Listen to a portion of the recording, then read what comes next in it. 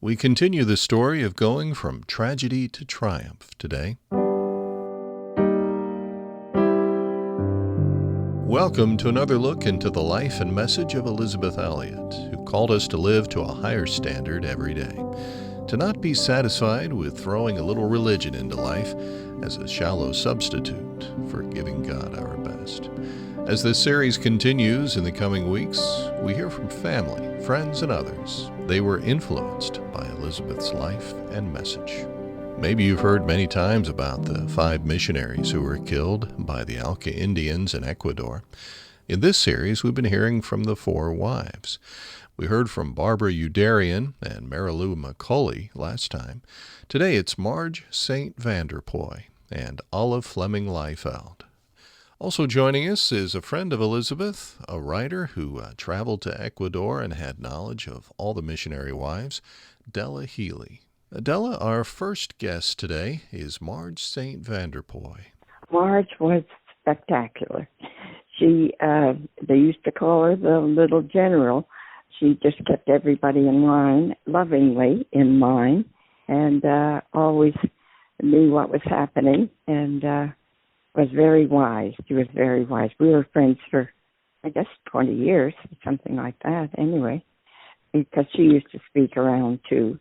And so wherever she was, I went, because she was a wonderful speaker. Marj didn't write anything, as far as I can remember, but she was always promoting Elizabeth's books. She just had so much information, of course, although she spoke maybe 10 minutes or whatever at a meeting. But then when you had Q&A and everybody was able to ask the questions about what the Aucas or the Wadarani were like, and, all the piercing questions. That was writer Della Healy. Well, let's hear Gateway to Joy 189 and hear from Elizabeth and Marj St. Vanderpoy. You are loved with an everlasting love. That's what the Bible says, and underneath are the everlasting arms. This is your friend, Elizabeth Elliot, talking today with a very special friend, Marj St. Vanderpoy. Welcome. And Marj, I think back to August of 1952, when I made my first trip to the eastern jungle of Ecuador with some older missionaries named Dr. and Mrs. Tidmarsh. And we stayed in your wonderful house there and met you and your husband, Nate. Now, could you tell us what in the world you were doing in a place like that? That place that you're speaking of was on the edge of the Ecuadorian jungle in a little town called Chalmera that was named for the man who wrote the national anthem of Ecuador, Juan Leon Mera, and for the Shell Oil Company. And by putting those two together, we got Chalmera. And that's where Mission Aviation had decided to set up their base, because the Shell Oil Company had a huge airfield there and would allow us to use it. And we could rent a plot of land for our base for $1 a year. So we had gone there to make a lifeline for jungle missionaries. And you were to be one of those jungle missionaries in the Tidmarshes. Yes, and I remember Nate as a college student. I hadn't met you till I went to Chalmera that time in 1952, but when I was at Wheaton College between 44 and 48, I remember Nate slightly because I knew who the Saints were. The Saint family was very well known in the Philadelphia area, and I remember when I was growing up that Nate's older sister, Rachel, was directing the dining hall at Keswick Conference in New Jersey. So I can just remember him as what I thought of as an earnest student. I don't think I ever had a conversation with him, but how would you characterize Nate? Oh, my. I can remember my first impression of him came through letters that a mutual friend invited me to read, and Nate was in the Air Force, and this friend and I were in nursing together. And she said, why don't you come down to my room and read some letters that my mother has just sent me from a family friend? And those letters were from Nate. And I read them, and there were some pictures. And I thought, I've gone out with other boys, young men, but never have I known one that was so committed to putting the Lord first in his life and to serving the Lord and being committed to him. I can't wait to meet this young man. Well, as the years went on, I realized that that first impression was very true of Nate. And I think of the story that his father tells, that when Nate was a little boy, his father was making stained glass windows for the National Cathedral in Washington. And he went around the neighborhood looking for a little boy that could be his model for the boy with the 5 loaves and 2 fishes, who was willing to give Jesus everything that he had. And he looked around the community and came back home empty-handed. And he said to his wife, "Why did I look when right here in our home we have a little boy that would be my model?" And that was Nate. So even at an early age, I think his parents saw that commitment and dedication in his life. And then he went through a severe illness with osteomyelitis, which drew him even closer to the Lord. And that's the way I think of him on the spiritual side. As far as a husband, I think of him as a very loving husband, very kind to me. I remember only one time that he ever spoke harshly with me, and that was when we were caught in bad weather in a little airplane here in the United States. And I pled with him to turn around and go back, and he said, "Don't you ever tell me how to fly this airplane." And that's the only time I remember. As far as a father, he really loved his kids, and I think that when he was gone, that was the one overwhelming feature of his death, was now this influence that my children so much need is gone. And then, Elizabeth, I remember when you and Jim were in our home, and after a meal you said to me, "How could you sit there and not just shake with laughter?" Because you loved Nate's sense of humor, and I sure loved it did. too. But I may have heard some of those things before. Maybe a few and times. so I didn't laugh holding my sides like you did. But he had a terrific sense of humor, not in telling jokes, but just in turning a phrase or reminding people of something that was humorous. I remember his tenderness too, Marge. As you recall, my baby Valerie was born in your house just a month after your baby Philip, and we were sitting at the dinner table, maybe the next day or so, might even been the same day, but Valerie was crying. And Nate said, "Isn't it a good thing that the Lord made a baby's cry absolutely unbearable for us human beings? If he hadn't done that, the human race would never have survived." Well, I couldn't have agreed more. I mean, it is the most irritating sound in the world to the parents. It's bad enough to anybody else, but parents can't stand it. And the next day he came to me and he said, "Betty," he said, "I've got an apology to make to you." And I couldn't imagine what was coming. He said, "I hope I didn't hurt your feelings by what I said about that baby's cry." Well, that had never crossed my mind, but he was so sensitive. He just wanted to be sure that I didn't think that he was furious at having to have a crying baby in his house. Well, we could go on and on. He was a wonderful guy, just a wonderful guy. He served how many stations, Marge? I think about 13 or 14. To a number of different tribes, right? Yes, they would be to different tribes. And then in addition to that, he did flying to keep our status with the Ecuadorian government. He would often land at an army outpost, but we didn't really count those because we didn't serve them regularly. Mm-hmm. Well, Marge was always on the radio. We could hear her cheerful voice every morning. And there was one day when Nate came in to our station, Shandia, where Jim and I were working with the Quechua Indians, to tell us that he had discovered the whereabouts of a tribe called Aucas, A-U-C-A, people that were greatly feared, Stone Age people. We knew next to nothing about them, except that they were Stone Age, they wore no clothes, and they killed strangers. And Nate had a vision. What was it? To reach those people with the gospel. And he believed that the Lord had given us a tool, the little mission airplane that would make it possible for us to locate where those people were living. We knew the general area, but no one knew exactly where they lived, and they were a bit nomadic. But as you say, it was a wonderful day when Nate and Ed McCulley and 2 Quechua Indians flying over that area located those Alka houses. And so began something called Operation Alka. Many of our listeners know the story that all 5 of these men were speared to death. What was your response to Nate's death? Elizabeth, I had been in on the many of the planning sessions of the 5 men before they went to the Alkas, and it was just a great thing to see how the Lord led them step by step by step. And I've thought many times that, I guess in my heart when I knew they were missing, I thought, this is the next step. Now where is the Lord going to lead us from here? And I could believe God that this was part of his plan.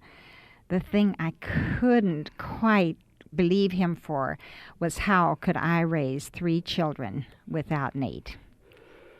But you did. I wish we had more time, but what has happened since then, Marge? Well, I was a widow for 10.5 years with many people praying for you and the other 3 and myself and our children.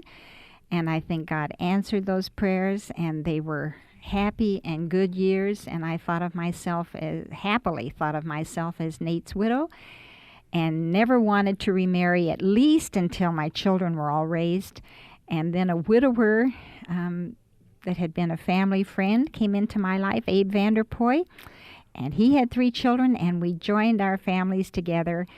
And now it's a great joy, and with Thanksgiving we say to the Lord, thank you that all of those children are following you. Thank you so much, Marge. My guest today was Marj St. Vanderpoy. Her husband Nate was one of the 5 missionaries killed in Ecuador in 1956. It's amazing to think of the sovereignty of God and the ways in which he has turned what seemed a disaster into tremendous, unmeasured blessing. I think all 5 of us meet people almost literally everywhere we go that tell us that the story of these men has changed their lives. Thanks again, Marge. From Tragedy to Triumph, number 3, Marj St. Vanderpoy, our guest today, along with Elizabeth, talking about those days before and after the death of her husband. Well, next we'll hear from Olive Fleming Liefeld, and Della Healy will join us once again to tell us a little bit more about Olive. But first, Gateway to Joy 190, From Tragedy to Triumph, Part 4. This is your friend, Elizabeth Elliot, talking today with my guest, Olive Fleming Liefeld. Olive, you've written a book. Tell us about that book. It is called Unfolding Destinies, the story of Peter Fleming and Operation Alka. Pete was one of the last ones to come in to the Operation Alka, even though he had gone to Ecuador in the first place, intending to reach the Alkas. And he had written a diary, and I had kept this diary for many years, and you, Betty, had kept saying, when are you going to do something with the diary? And it was hard for me to even think of using the diary, but I did, trying to give some background, and I learned a lot of things through his diary about his love for me that he didn't express in letters. You sure would have been glad to have a little bit of that on paper in the letters, right? That's right. At the time. You are now married to Dr. Walter Liefeld of Trinity Seminary.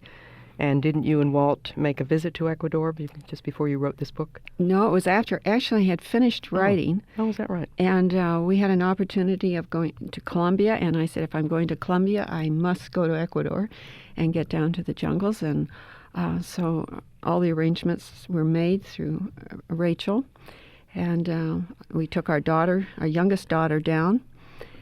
This was quite an experience to go from the North Shore of Chicago to a very primitive situation.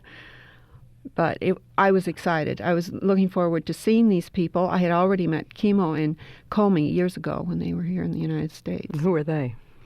Well, Chemo was one of the killers. He probably was quite young at the time he killed the 5 men.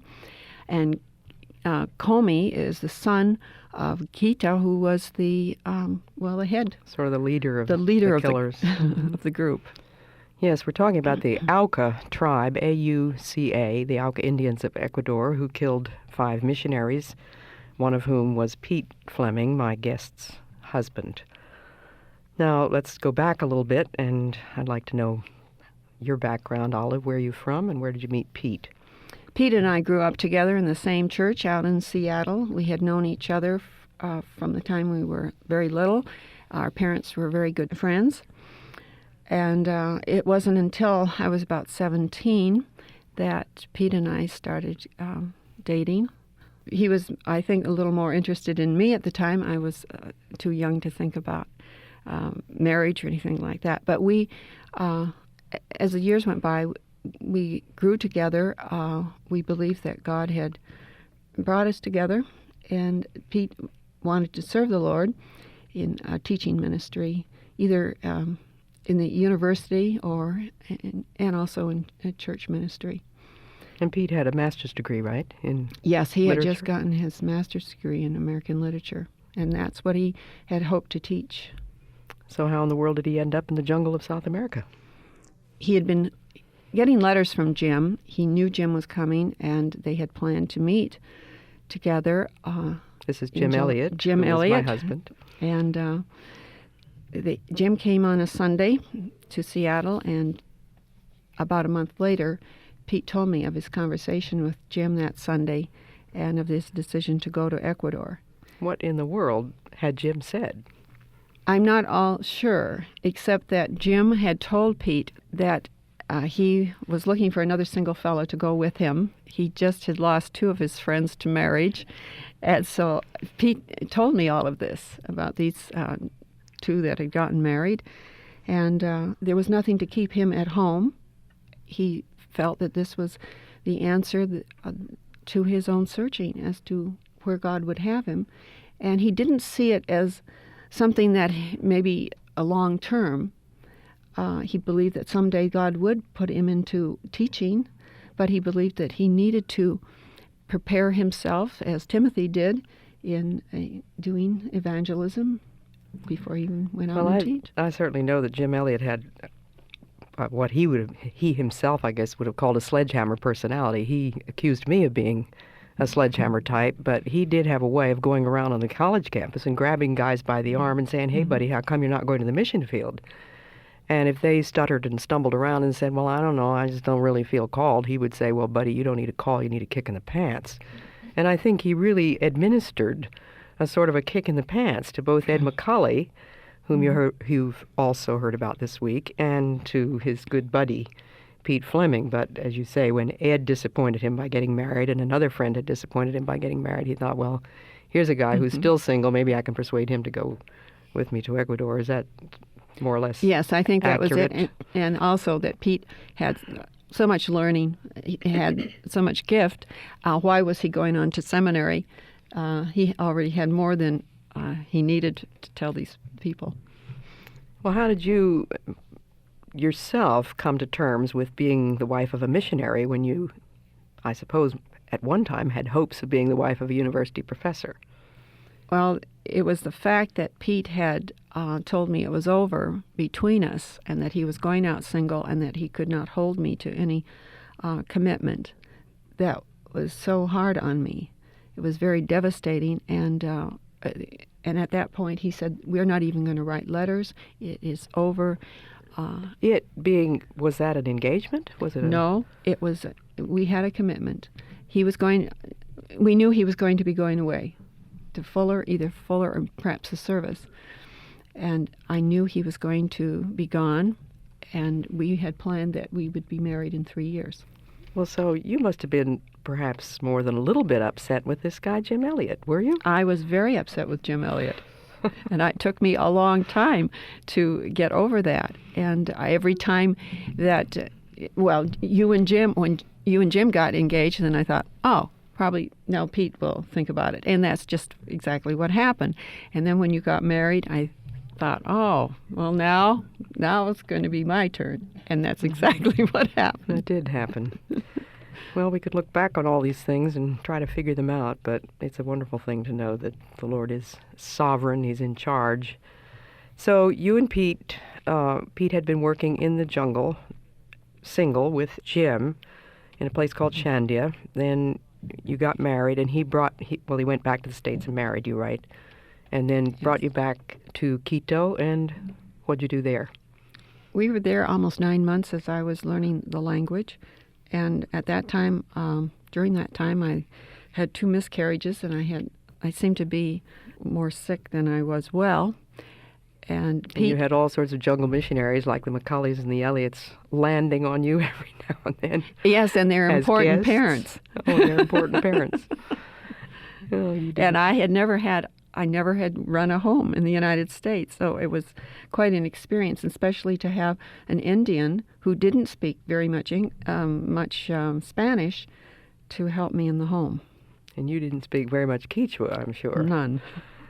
So it was a rugged first year.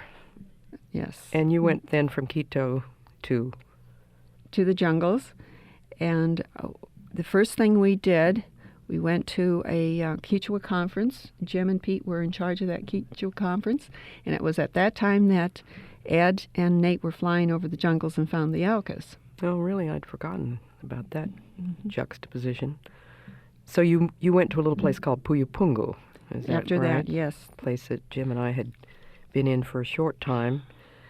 And can you tell us how or why Pete decided to join Operation Auca? Well, all the time we were there, he felt, in Puyapungu, he felt cut off, not knowing what was going on, except for Nate. Every week, Nate would come in, and he'd give us the news when he'd fly in, tell us what was going on, and he flew Roger in. And so these 3 men worked over plans and read as much as they could about different groups trying to get into tribes. And Pete just felt that Roger was far more capable than he was. Pete always felt that he wasn't really this jungle type. Pioneer type? Right. So he had some misgivings about that, but he also was very concerned about me, having brought me down to the jungles, and I had just had the second miscarriage. And so he was concerned, and now he had to make a decision. But it was the final time was at McCully's house when Nate spoke up for Pete going, and it was Ed, or not Ed, but it was Jim, your husband, that had said that he thought that it was putting all 3 Quechua speakers in that situation, it would be very difficult if they were all killed. Yes, well, of course, they all were killed. All 3 of the male missionaries in Ecuador that spoke Quechua at that time were all killed. There was Dr. Tidmarsh, but he was not in Ecuador at the time. So we were sort of left holding the bag, weren't we? Yes. But God knows all about that, and we have so little time left. Olive, just bring us up to date quickly on where you are now. I have been married to Walter Liefeld for 32 years. He's a professor of New Testament at Trinity Evangelical Divinity School. And we've had a ministry among the students there. And we're just looking now to the future as to what the Lord has for us next. 2 miscarriages when you were married to Pete, but you have how many children now? I have 3 children now. Well, thank you so much, Olive. My guest today was Olive Fleming Liefeld, whose husband was one of the 5 men killed in Ecuador in 1956. Thank you so much, Olive, for being with us. It's great to be with you. Elizabeth Elliot and Olive Fleming Liefeld, Gateway to Joy 190. Della Healy spent a lot of time working on material related to Elizabeth and her experiences over the years. She was a friend of Elizabeth who traveled to Ecuador. And Della, what can you add? We've heard from Olive. What else can you tell us about Olive Fleming Liefeld? That's Olive Fleming, and we're still friends. She's in Wheaton. I think she's 91 now. But we've been friends over the years and corresponded, and you might be interested in picking up the book that she wrote from Pete's diaries. It's a wonderful book. And, sometimes when books are published, they'll get buried because there's something else going on, Just spectacular book, I have to say, because she gleaned everything from his diaries. He was very frank. You know, there's a couple of books that Elizabeth had written that really annoyed people because she was so forthright and so honest, there's no other word, about situations and missionaries' conditions and so on. But this was the same, I always felt, with Pete's book, because he said in his diary what his heart was dictating to him. And so he was very honest, too. That was Della Healy sharing with us today. Well, it's as though our time has come to an end, or just about come to an end. So thanks for letting us join you today. Maybe you've been out getting some exercise, or maybe we found you in your home or in your office. On behalf of the Elizabeth Elliot Foundation, in cooperation with the Bible Broadcasting Network, thanks for joining us today. And let me invite you to check out ElizabethElliot.org. ElizabethElliot.org for more lectures, talks, devotionals, and videos. ElizabethElliot.org. And don't forget to leave a podcast review. Kaylar Tripp tells us, I consider Elizabeth my spiritual mother, and she has literally helped change my life and shape my walk with Christ. I am beyond thankful for this podcast and for the Elliot family for sharing a little bit of Elizabeth with the world. Well, thank you for those kind words, and until next time, as we wrap up the series next week, from now until then, may God remind you daily that you're loved with an everlasting love, and underneath are the everlasting arms